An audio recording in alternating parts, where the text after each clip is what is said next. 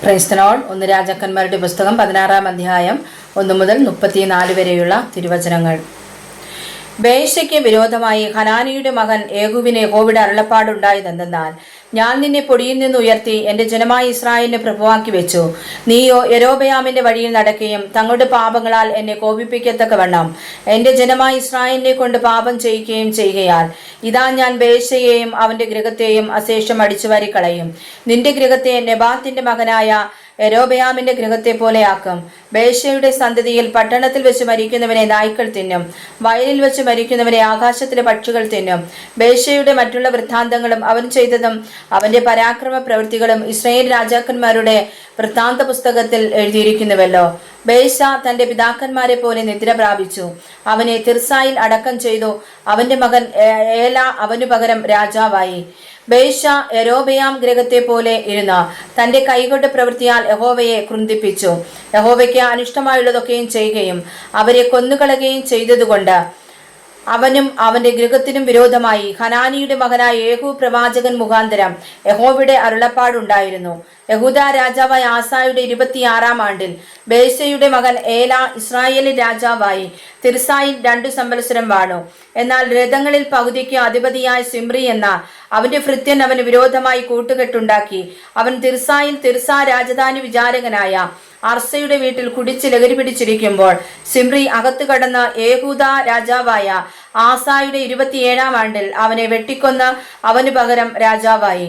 അവൻ രാജാവായി സിംഹാസനത്തിലിരുന്ന ഉടനെ ബേശയുടെ ഗൃഹത്തെ മുഴുവനും നിഗ്രഹിച്ചു.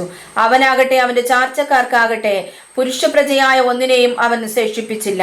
അങ്ങനെ ബേശയും അവന്റെ മകൻ ഏലായും തങ്ങളുടെ വിദ്യാമൂർത്തികളാൽ ഇസ്രായേലിന്റെ ദൈവമായ യഹോവയെ കോപിപ്പിച്ചു.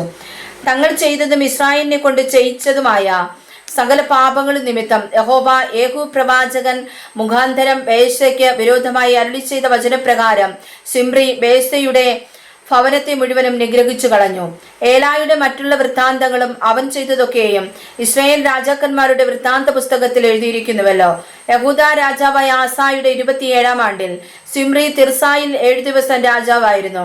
അന്ന് പടജനം ഫെലിസ്തീർക്കുള്ള ഗിബെഥോൻ നിരോധിച്ചിരിക്കുകയായിരുന്നു.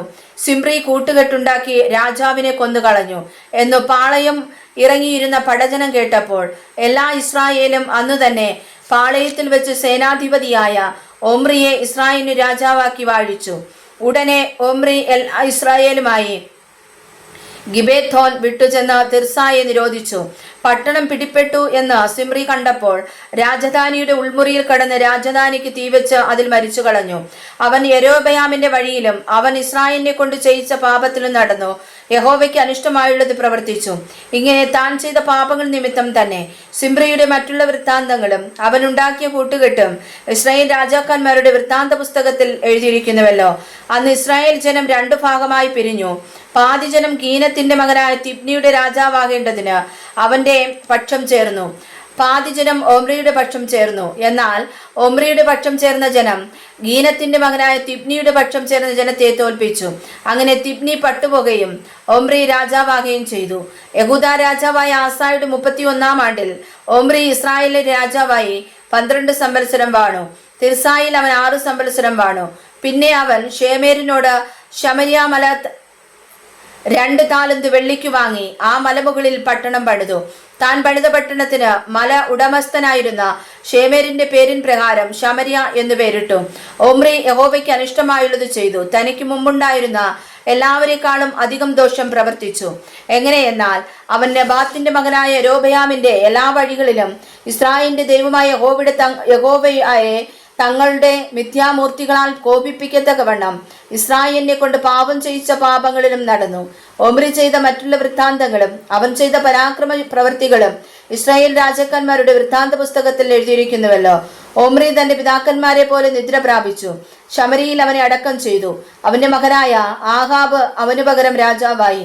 യഹൂദ രാജാവായ ആസായുടെ 38-ാം ആണ്ടിൽ ഒമ്രിയുടെ മകനായ ആഹാബ് ഇസ്രായേലിൽ രാജാവായി. ഒമ്രിയുടെ മകനായ ആഹാബ് ശമരിയിൽ ഇസ്രായേലിനെ 22 സംവത്സരം വാണു. ഒമ്രിയുടെ മകനായ ആഹാബ് തനിക്ക് മുമ്പുണ്ടായിരുന്ന എല്ലാവരെക്കാളും അധികം യഹോവയ്ക്ക് അനിഷ്ടമായുള്ളത് ചെയ്തു. നെബാത്തിന്റെ മകനായ യൊരോബെയാമിന്റെ പാപങ്ങളിൽ നടക്കുന്നത് പോരാ എന്ന് തോന്നുമാറ് അവൻ സീദോന്യ രാജാവായ എത്ബാലിന്റെ മകളായ ഇസബെലിനെ ഭാര്യയായി പരിഗ്രഹിക്കുകയും ബാലിനെ ചെന്ന് സേവിച്ച് നമസ്കരിക്കുകയും ചെയ്തു. താൻ ശമരിയിൽ പണിത ബാലിന്റെ ക്ഷേത്രത്തിൽ അവൻ ബാലിന് ഒരു ബലിപീഠമുണ്ടാക്കി. ആഹാബ് ഒരു അശേര പ്രതിഷ്ഠയും ഉണ്ടാക്കി. അങ്ങനെ ആഹാബ് ഇസ്രായേലിന്റെ ദൈവമായ യഹോവയെ കോപിപ്പിക്കത്തക്കവണ്ണം തനിക്ക് മുമ്പുണ്ടായിരുന്ന എല്ലാ ഇസ്രായേൽ രാജാക്കന്മാരെക്കാളും അധികം ദോഷം പ്രവർത്തിച്ചു. അവന്റെ കാലത്ത് ബെഥേലിനായ ഹീയേൽ എരീഹോം പണിതു. യഹോവ നൂന്റെ മകനായ യോശുവ മുഖാന്തരം അരുളി ചെയ്ത വചനപ്രകാരം അതിന്റെ അടിസ്ഥാനമിട്ടപ്പോൾ അവന് അബീറാം എന്ന മൂത്ത മകനും അതിന്റെ പടിവാതിൽ വെച്ചപ്പോൾ ഷെഹൂബ് എന്ന ഇളയ മകനും നഷ്ടം വന്നു. വായിച്ചതായ തിരുവചനങ്ങളാൽ പരിശുദ്ധനായ ദൈവം നമ്മെ സമർത്ഥമായി അനുഗ്രഹിക്കുമാറാകട്ടെ. ആമേൻ.